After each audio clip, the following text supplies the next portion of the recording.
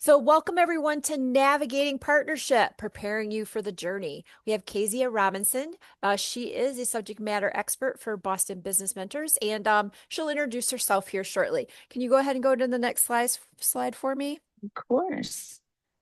Let's see. I just want to give you a brief overview of what we do here at Boston Business Mentors. Our goal is small business education. Whether you're in the idea phase, into the planning phase, in growing your business or exiting your business, we have skilled folks here that can help you. We have information that can help you along your journey. We have a lot of great information on the website, whether it's blogs or templates you can download. We have our workshops and webinars, which are free. There are also the recordings of many of the workshops and webinars that we've had that you can also watch for free. No doubt, mentoring is one of the most important things we do, and we have volunteers that are dedicated to helping you be successful, whether it's to reach a certain goal, to find resources to overcome a challenge that you're experiencing, or maybe you just need a sounding board.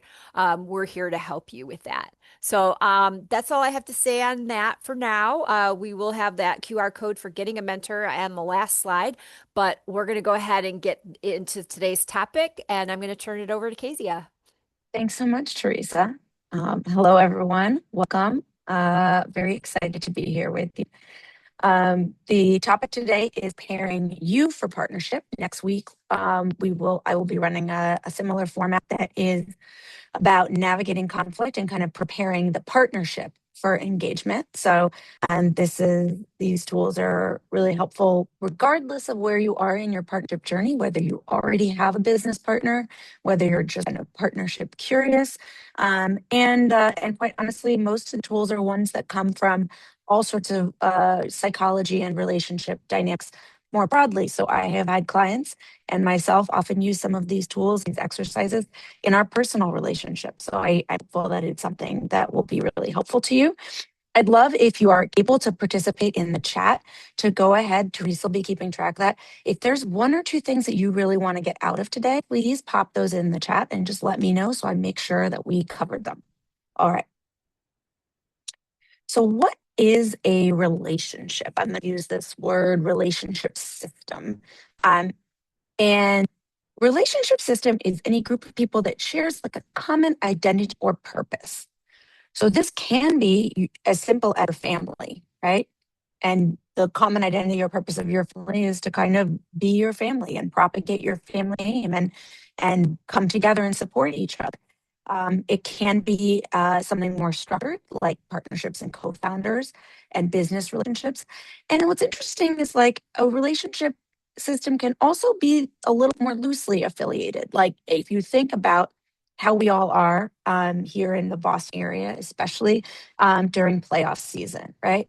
Where everybody's wearing their gear, everybody is sort of smiling at each other and cheering and up and really oriented together around the common identity of supporting our home teams, right? And how that common identity disintegrates kind of at the end of the game, right? And everybody goes home, and then you get up in the morning, and you're just yourself, and the person who is sitting next to you at the basketball game or the baseball game, the football game, the hockey game is just themselves too, right?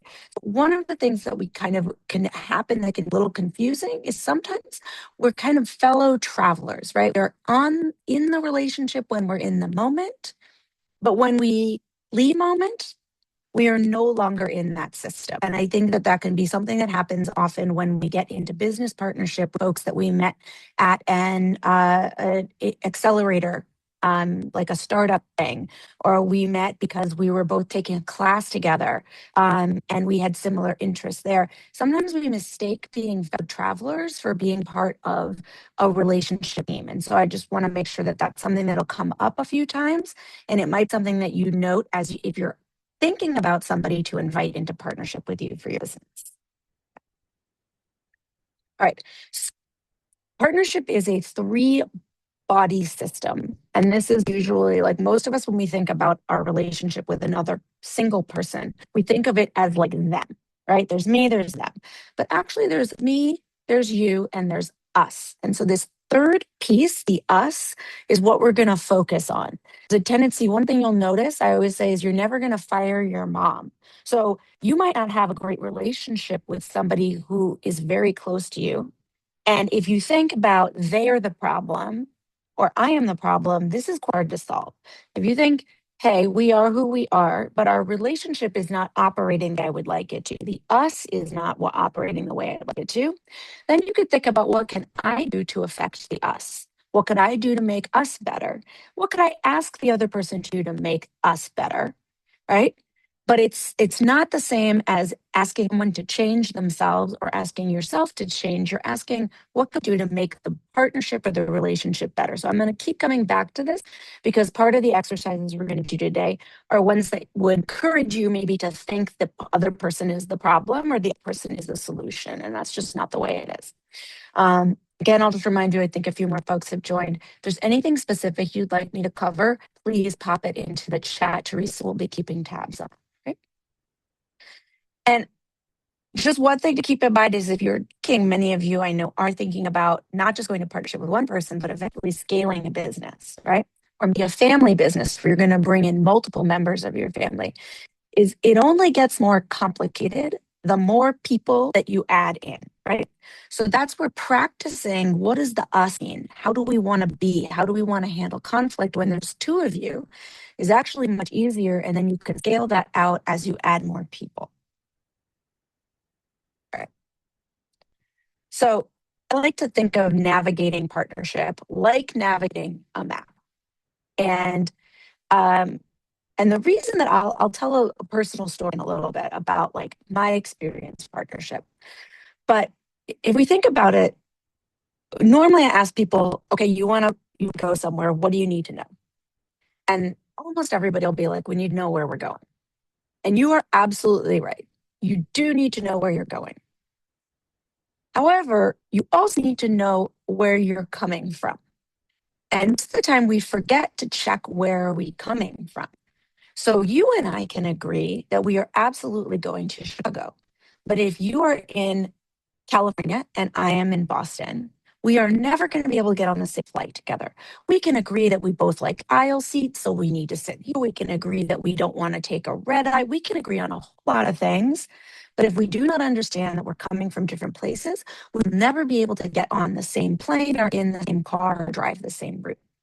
So I find that it's really important to start with who are we as individuals? Who am I as an individual? Then where are we going? And then how can we get there? And maybe we could take some different paths to get there. But that is the process of alignment. So that's what I focus on when I think about navigating partnership. And the reason is that I turned around a business for a friend of mine. I worked in finance for many, many years.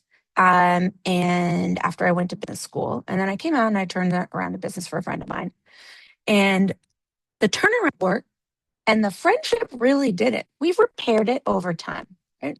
But this was somebody that was my best friend, one of my best friends. We traveled everywhere. We spent numerous hours together, right? But we had never considered who we were in the work environment. We knew who we were as individuals, but we hadn't taken the time to think about who we were in the work environment. We hadn't taken time to think about what we wanted that work relationship to be like. And we had not considered how it might be different from how we were when we were just friends. So I like to put this question out to everyone. Who do you think you are? And if you want to pop in the chat and tell me, that's great. Most of us get asked this question in a really like, so who do you think you are? Like to ask for that, to want that, right? We get asked it in a question that's really curious, but it is very important to consider who do you think you are? What does matter to you? In this context, I like to I put up this framework, right? Earnest and curious, I love it. Thank you. Amazing. Well, this is going to be super interesting. So thank you so much, Christine and David. And David Bowie, I love you. Is we're going to talk about three different framings of what matters to you. You can use 3 of your own words. I always encourage people to use whatever the hell you want to use, my French. But I have found this kind of encapsulates like the 3 dimensions of relationship, right? And how we want to be in the world and how we want to be with other people. A big one is autonomy, especially if you're thinking about starting your own business or you own your own business, right? Autonomy is about like being independent, charting your own course. Another one is security. Security is about stability, about downside protection, right? Knowing that there'll be a roof overhead, knowing that there'll be food on the table, knowing that you won't be unexpectedly surprised, negatively surprised by things, right? And then belonging, which is different from security, right? Belonging is feeling that you are part of something bigger, feeling accepted, right? Feeling emotionally engaged with something or someone beyond just yourself. And I often find that this is a distinction that people make between security and belonging is a lot of us feel very secure maybe in our family. You know, your parents love you, your family loves you, but they might not understand you. Might not come from a family that has a lot of entrepreneurs in it, right? So you might be very secure in the sense that your family understands you, your family loves you and supports you, that they are never going to kick you out. You might not feel like you belong in your family. Well, it can happen, same thing in your school groups. It could be something with friends where they don't understand your entrepreneurial journey. They don't understand why you need to be this way. So I just want to say that sometimes people are like, security and belonging are the same thing. And I'm like, let's separate them a bit in your mind, right? And so what I'd love for you to do is to kind of consider, oh, that's fantastic. All right. David Bowie is her service dog. That's amazing. So I would for you to consider here, and sometimes if I were in a room, I'd have you step and move around. But just take a minute and imagine they're standing in the place of security and just kind of feel what's like for everything to be very stable, predictable, for you to feel like you have control over the future because it is stable and it is predictable. Now, get up if you can, move. I'll move my chair, right? And let's go to belonging. And it's the feeling of like, what is it like to belong, to feel held, to feel really accepted in a space, right? Maybe it's not the most stable environment, but it's you're there and you feel that you're belonging, right? And then we can move into autonomy. What's it like to stand here in this place where you're charting your own path? It is on you. You have freedom, you have independence.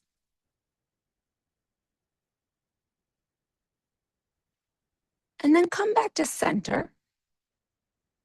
And I'd like you to consider if you had 10 points to distribute among the 3.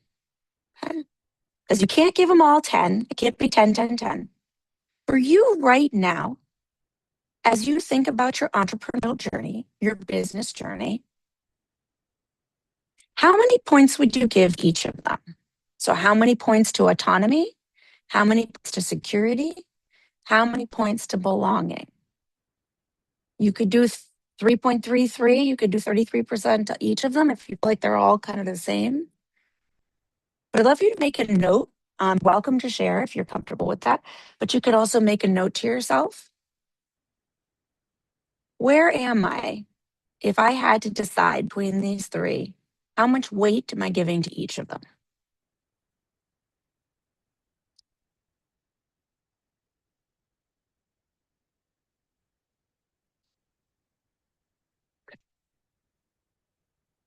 All right. I'm going to keep it moved, but of course, this is being recorded. And if you reach out afterwards to Teresa, I also have a workbook version of this, so I can share that as well. If you would like to have something that you could work on your own. What we're going to do is we're going to build out. So again, if you have a piece of paper, you're welcome to go along with this. Take a piece of paper and make something that looks like this. We're going to build out is a relationship inventory. So we're going to start, if you wanted to list a couple of the major relationships that you've engaged in, and then we'll add some dimensions and some notes. So again, as I just said, I will make a workbook available if this is something that you would like to do on your own time. I suggest if you're just doing it, if you want to do it live and have a piece of paper handy or a note taker of some sort, just pick one. Let's just work through one. And I always say, don't pick the hottest relationship. Don't pick the one that's the most contentious. Try to pick something that it would be possible to kind of comfortably work through in this group environment. And again, feel free to pop things in the chat. I know we've had a few more participants join. So if there's one or two things you'd really like to get out of today, learning about partnership or something that a burning topic, please pop them in there so that Teresa and I can make sure that we cover it. Okay. So what are the relationships that we want to put on to this list, right? So obviously any business partnerships, co-founders, directly anyone you've like owned a business with and worked with directly, 100%, absolutely put them on the list. I'm going to add a few more things that might seem a little funky. All right. Teammates and clients you worked with closely on an ongoing project basis. So if you think so, you didn't maybe own a business together, but you owned a piece of work together, right? And you were really deeply involved in that. Romantic partners. Not everybody that you've ever casually got on a date with, but anyone that you maybe lived with, had children with, were married to, had a significant investment of time and energy. This is going to be important, right? Because sometimes we think business is business and life is life. When things are under stress, you are going to bend the two. And a business partnership most closely resembles a marriage plus a little co parenting. You are financially and legally entwined. So that's why I have people include their major romantic parts. It can be friends if you're, sometimes you're younger and you're maybe starting out and you haven't had that many relationships. So we could look either at friends that you have worked with, but on a major, like planning a major event, planning a nonprofit, training for a marathon type of thing, or family you've worked on. It's some things like elder care or managing a shared home, like maybe you all live in a multifamily, right, and several generations, and you've had to navigate who gets to live where and how do we divide the real estate between us. If you just shared a bedroom with one of your siblings and had to negotiate between how much space do we each get, right? Who gets the bathroom in what order? Anything like that where you had to deal with kind of really doing some work brought together. Okay, so those are the relationships that we want to put in the relationship column here. All right.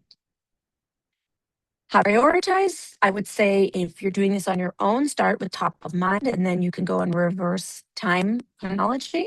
But if you are, again, like for today, you might just want to pick one that feels like it's not too intense.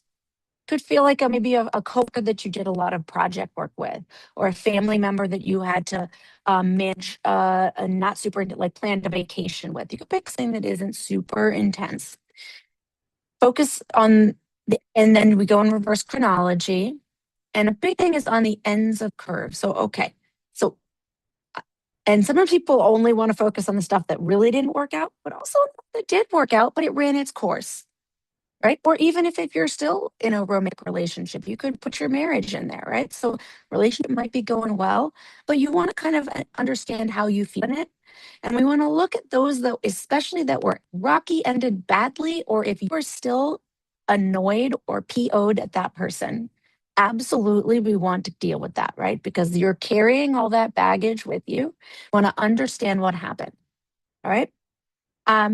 And I like this phrase. This is like, it's not a census. It doesn't have to be every single one, but you probably have 10 relationships when you do this on your own time that you could put in. Okay. All right. So the next thing we're going to do, if you have the relationship here, you want to score it based on the security, autonomy, and belonging. And I want you to remember that I asked you to look at the taking 10 points and spreading it around 3, 3, 4 with what mattered to you right now. One of the things you're going to notice as you score these relationships is that you might have felt very secure in a relationship, but maybe security isn't something that you were looking for. So you could have had a relationship where like you were super high on security. You always knew what you were going to eat for dinner with that person. You always knew what time they were going to show up to the office, right? But maybe security isn't something that's super important to you. So I want in this context, we're just going to score it based on it. And it's okay if you could have, they don't have to add up to anything. So any given relation could have 10, 10, 10, or 1, 1, 1, right? So the ways we're going to think about security is, did I feel safe in the relationship, right? Was it predictable? Could I ask for help and get help, right? So those things like, and were there other factors, maybe like, especially like health or finances, that might have made it hard specifically to feel secure? Okay. Go to autonomy. That second one, autonomy. Was I free to pursue my own interests and goals?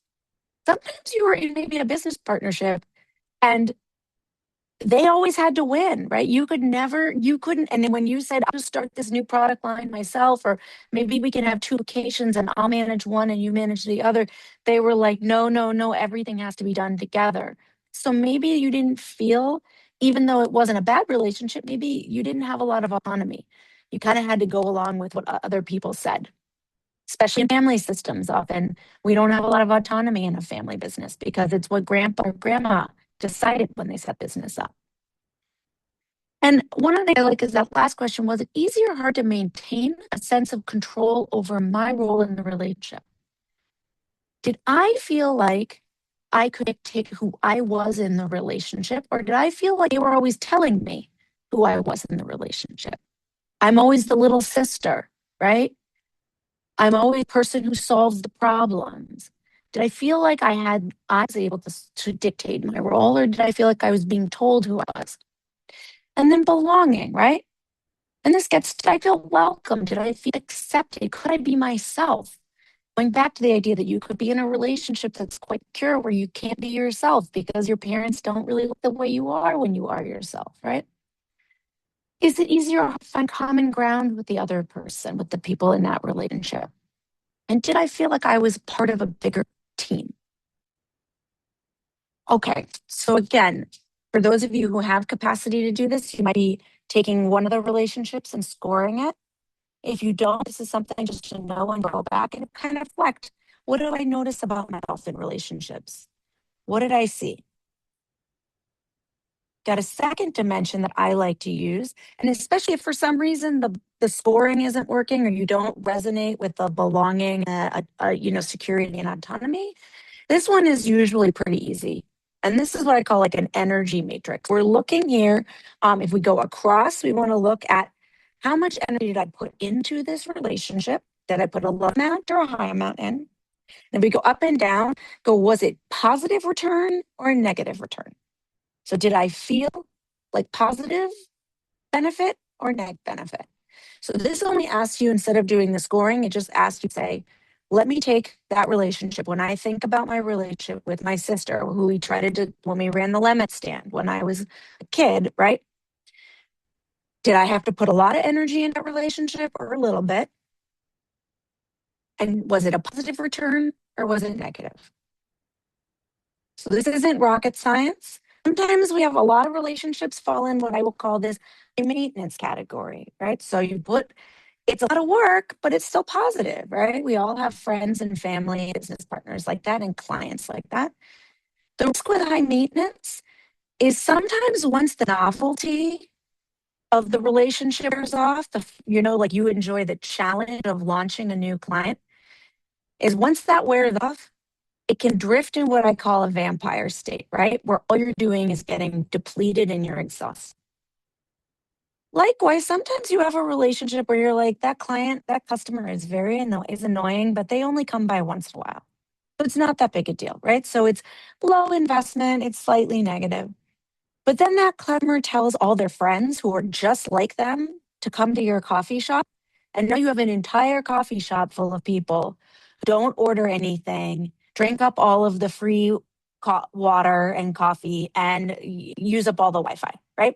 So you can imagine, again, you want to be mindful of these relationships. If you have a tendency to attract high maintenance relationships, that have a risk of falling into being a vampire, or if you have a tendency to get a lot of these like relationships, and it's death by a thousand cuts when they all add up. This is a very important framework for client work. I find that if you're taking clients, it's really, really easy to rank them this way, right?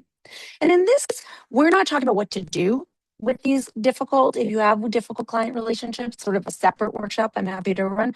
But what we are trying to look at is, am I tending towards having a lot of them? Okay, so this again is that matrix, right? As you can see, you can have the relationships here. You're going to score on the various features. You're going to score on, is it positive or negative energy and energy return, right? And what did I learn about myself? What am I noticing? What worked, what didn't? Okay, so let's assume that you had done this, but I'm sure some of you are running this calculus in your head right now thinking, I totally have this pattern. The core thing that we're trying to do with this inventory is not to judge you. We all have relationships that didn't work. We all have relationships that work great. We all have strengths and challenges and how we are as people. This is not about judging, but we are looking at patterns, right? So we're reviewing, how are the roles and responsibilities distributed? Did they tend to change? Could we renegotiate them? Did we divide and conquer, or did we share things and work on them together? What quality of our communication, especially were there topics that we were like no-nos? We don't talk about Bruno, right? Like everyone, especially family businesses, very common. How do we handle conflict? When we go next, when we talk about navigating conflict, part of it will be, how do we want to handle conflict? It's helpful to know how it's been handled in the past. How long did it last? Some people have a tendency to go through a lot of short-term relationships. Some people are constantly, it's always, you know, long-term monogamous, serial monogamy with your business partnerships. And then in this question of like a pattern, or how was the relationship exited?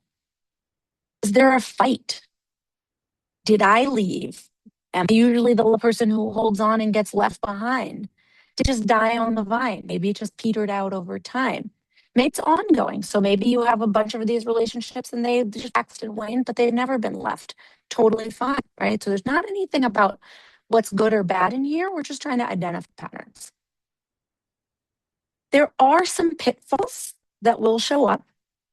And the biggest one here is just to know that you come by them honestly, right? All of the patterns in relationships were developed in childhood. We learned them from the people around us. We learn them from the culture of origin we are in. I've had people come to me and go, why do I feel so strongly about money?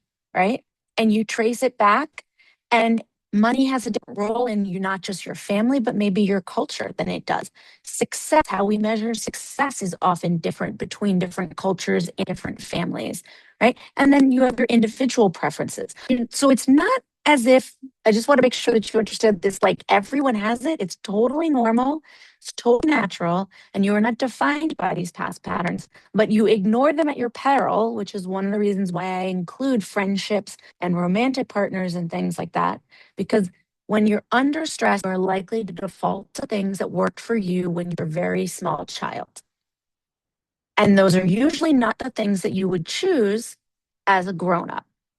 So a couple of things that I say, if it shows up more than once, just be careful. Codependency. This was part of how I ended up my business partnership. I had a tendency to rescue strays. And so while I was very friends with the person I became a business partner with, she was in great financial stress when I came in to help, right? And I think it would have been a different game if I had looked and been critical, really thought about, why would I want to help somebody who's in financial stress, right? Maybe it'd be better to help them find a bankruptcy attorney or help them work through that. Why is my response to somebody else's distress to jump in and try to do their job for them? And I had to recognize that that was something that I was doing in other relationships, through my family relationships, my friends, I was doing it all over. It wasn't just in business, right? Role fatigue and resentment. This all happens when you divide, right? One person is like the idea person, and the other person's like, I'm the executor, and that works great. And then one day the person who's executing is like, I have ideas too, you know? And the idea person starts going, I don't like the way you're executing, right? So you can end up with this role fatigue and resentment. So you want to be really careful. You've noticed that that's the pattern. especially if that's usually led to you not renegotiating roles, but leaving a relationship. Significant power imbalances.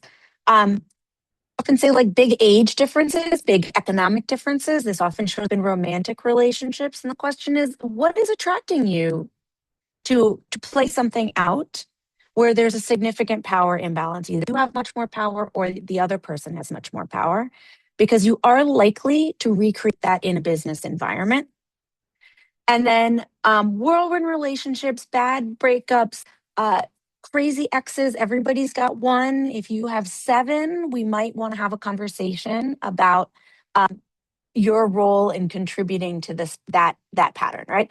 And especially litigation. So this is one, if you are approaching partnership with somebody, it is a really good idea to run a background check to find out if you've been engaged in a lot of litigation. People normally won't tell you that they love to litigate, but they do. And I have seen some business partnerships where when we got into it, a simple Google search revealed that one person had been in 10 or 15 lawsuits. And the other person had no idea that that's what we're getting in bed with. So just being conscious, just like you didn't marry somebody if you didn't know what their bank account looked like, you probably shouldn't get to business with somebody if you don't know what their bank account looked like in terms of the business and whether and how they've run their businesses in the past. All right. I'd love any comments. I know usually this is when somebody in there goes, this reminds me of either an experience I had or somebody. So if there's anyone who'd like to like pop in and have anything that they specifically want to address, I'd be happy to talk about it. But I also know that these webinars tend to move pretty fast. So, okay. Let's just do a check-in. Okay. How is everyone? So if you're able to write, just throw a word in and let me know how you're doing.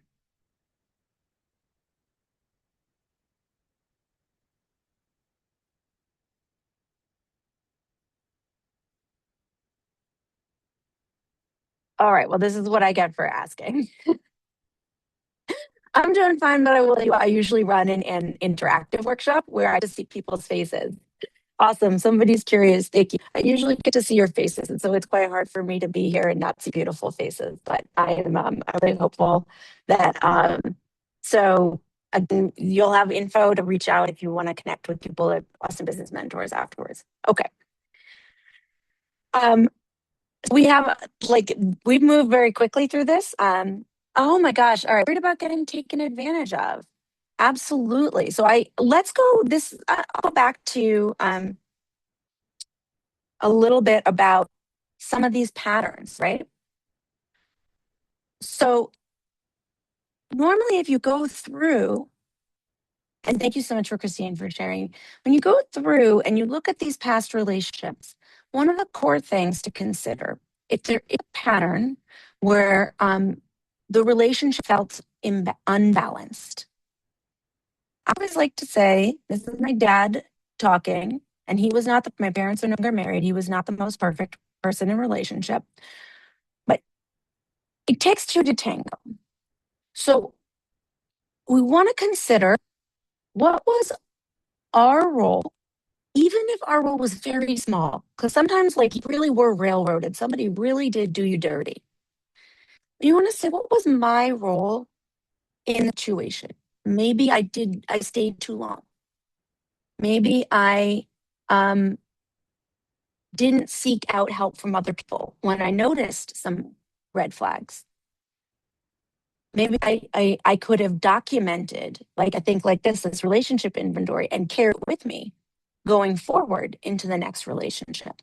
So I like to, it's not about blaming anyone for how it went down. Because like I said, sometimes people really do you dirty. And especially if they are a serial kind of like the kind of person who's always getting into litigation, they have a great story, right? They sell it really hard. So they are trying hard to get someone in their orbit they're going to take advantage of.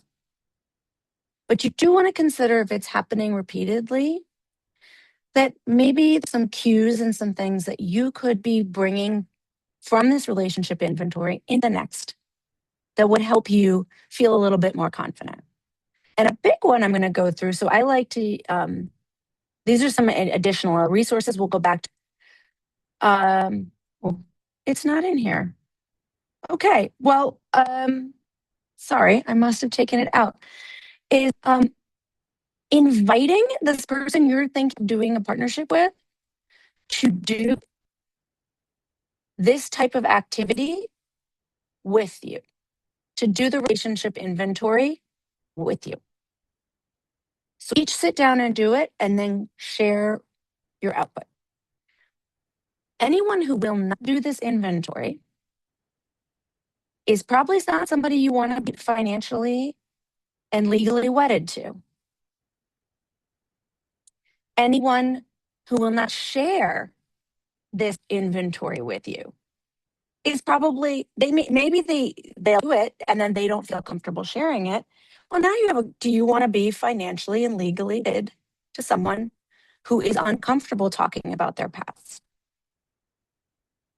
Some of us maybe were financially and legally wedded to someone who is uncomfortable talking about their past. And now realize that might have been something that we should have explored, right?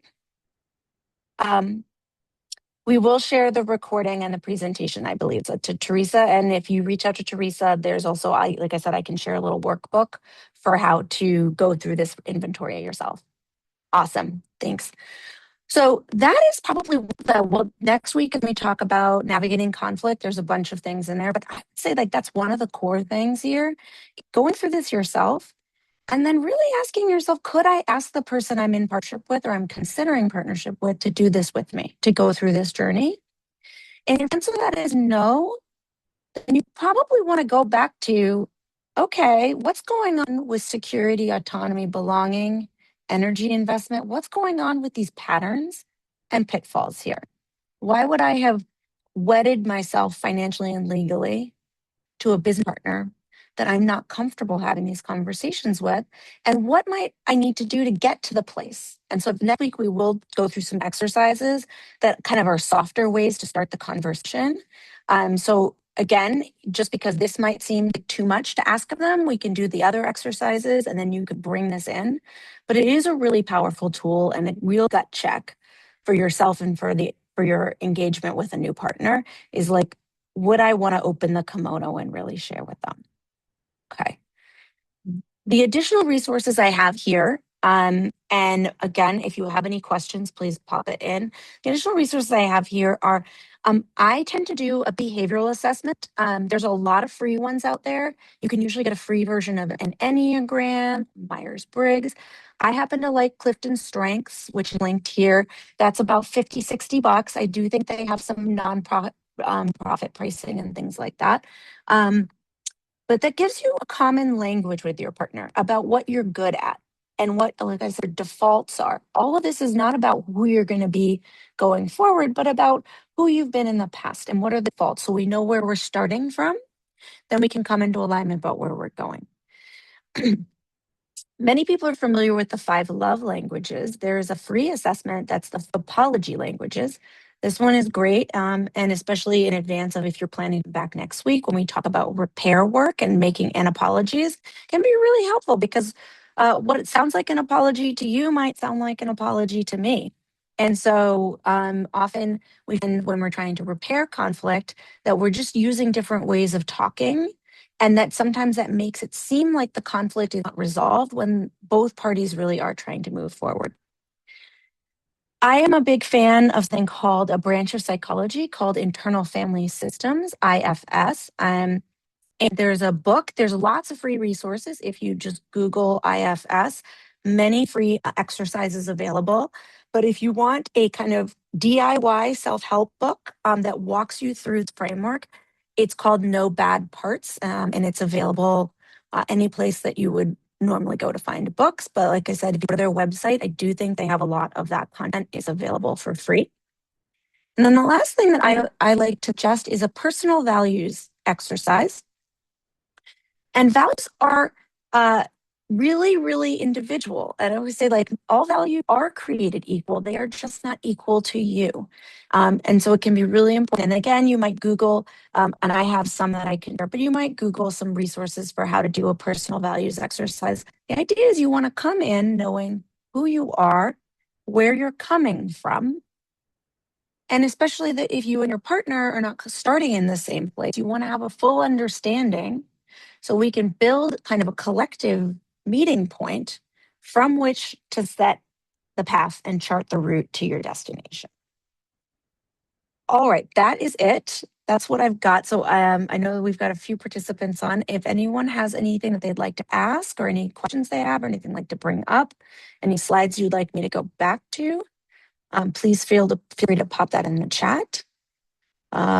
This is this last page shows you if you want to get your phone out, if you want to request a mentor or you'd like to make a donation to support Boston Business Mentors. You can do either of those. I am a subject matter expert, so I do not work directly. I work in concert with another mentor. But if you're considering a partnership, you have a partnership or a team dynamic that you want to work on, you can request a mentor and then specifically request me to come in and help you with those pieces of the work. Okay, thank you, Kezia. I'm gonna stall. We'll stall just a few seconds in case someone's hurriedly typing there to get that question in. But thank you so much. And don't forget, there is the second part to this partnership presentation next week. I will send that registration with a follow-up email today that'll have the recording in case you wanted to watch some of the presentation today again. So I don't see anything being submitted, so I think Great. we'll go ahead and wrap things up. Thank you All everyone right. for joining us. Thank you for presenting for us today, and we'll see you all next week for part 2.